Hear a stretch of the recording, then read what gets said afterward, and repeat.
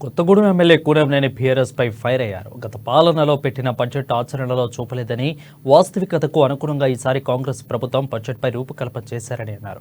రాష్ట్రంలో బీఆర్ఎస్ ప్రభుత్వం తప్పులు చేయడంలో ఇలాంటి పరిస్థితి వచ్చిందని దుయ్యబట్టారు.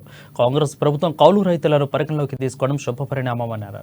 ఇక గ్రామాలకు 11% నిధులు కేటాయించడంపై హర్షం వ్యక్తం చేశారు కూనంనేని.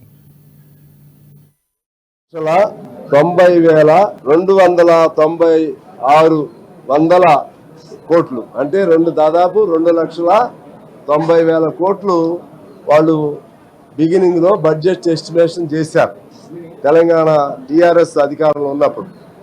ఇప్పుడు రివైజ్డ్ ప్రకారం, సవరించిన దాని ప్రకారం ఎంత ఖర్చు అవుతుందంటే కేవలం 2,24,625 అంటే 2,90,000 కోట్లు పైచీలకు ఎస్టిమేషన్ లో చూపెట్టారు.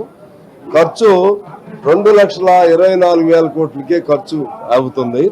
అంటే 66,000 కోట్లు ఇన్ఫ్లేట్ చేశారు.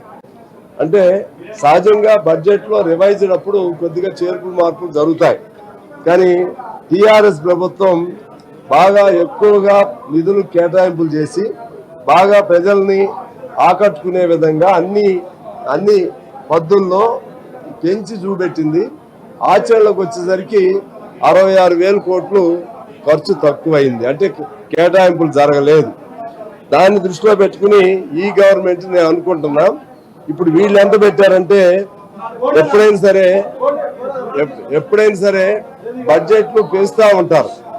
గత సంవత్సరం పెట్టిన బడ్జెట్ కంటే ఈ సంవత్సరం కొంత పెంచడం అదొక సాంప్రదాయకంగా.